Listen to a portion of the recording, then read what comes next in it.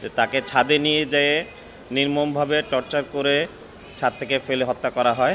থানা পুলিশের কাছে যাওয়ার মতো অবস্থা ছিল না, আমরা দীর্ঘদিন আত্মগোপনে থাকতে হয়েছে, নিজেদের যান বাজাতে আমাদেরকে সরে যেতে হয়েছে।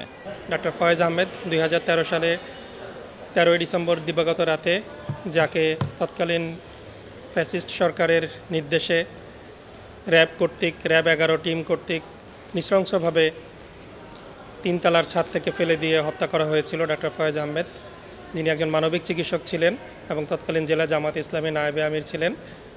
তার হত্যাকাণ্ডের সুষ্ঠু বিচারের আশায়, আমরা ন্যায় বিচার প্রাপ্তির আশায় আন্তর্জাতিক অপরাধ ট্রাইব্যুনালে আমরা অভিযোগ দাখিল করেছি।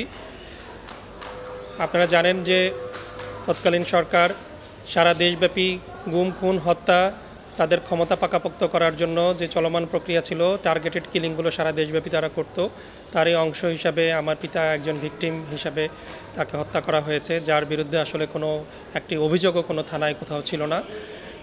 শুধুমাত্র একটি ভিন্ন রাজনৈতিক দলের একজন উচ্চ পর্যায়ের নেতা হওয়ার কারণে তাকে নৃশংসভাবে নিজ বাসায় ছাদে নিয়ে দীর্ঘ প্রায় 2 ঘন্টা শারীরিক অত্যাচার করার পরে পায়ে গুলি করে হাত বেঁধে ছাদ থেকে ফেলে দিয়ে হত্যা করা হয় এবং হত্যা নিশ্চিত করার জন্য তাকে নিচেও অনেক মাথায় আঘাত করা হয় এবং পরে তার মরদেহটি চাপে পড়ে চেষ্টা করেছিল তারা লাশ নিয়ে গুম করে ফেলার জন্য, কারণ এই গুম ছিল তাদের সংস্কৃতি। হত্যা করার পরে কোনো পরিচয় জানতেন না, পরিবারও জানতো না যে তার পরিবার যাকে নিয়ে যাওয়া হলো তাকে কী করা হলো।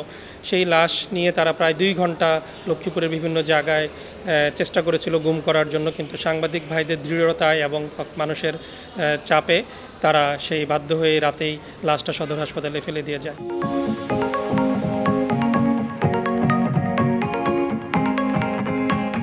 আজকে প্রায় এত বছর পরে আমরা অভিযোগ দাখিল করতে এসেছি, কারণ সেই পরিবেশটা ছিল না।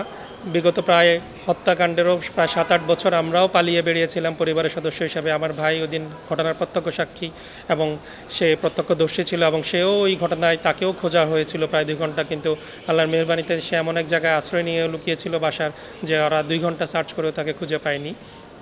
তো আমরা অভিযোগ দিয়েছি সেই তৎকালীন প্রধানমন্ত্রী শেখ হাসিনা, তার স্বরাষ্ট্রমন্ত্রী মহিউদ্দিন খান আলমগীর, সামরিক উপদেষ্টা তারেক সিদ্দিকী, তৎকালীন র্যাবের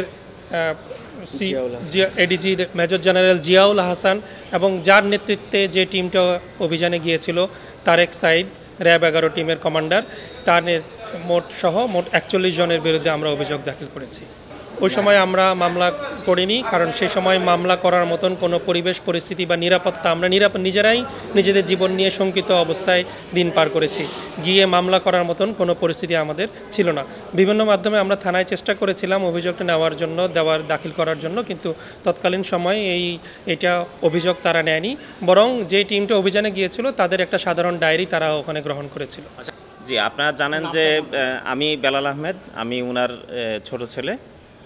আর আপনারা জানেন যে 12 তারিখ থেকে লক্ষ্মীপুরে তারা অভিযানে গিয়েছিল এবং তারই প্রেক্ষিতে তারা লক্ষ্মীপুরের কয়েকজনকে হত্যা করার পরে, গুম এবং হত্যা করার পরে আমাদের বাসায় অভিযানে আসে। সে সময় আমরা বাসায় অবস্থান করছিলাম।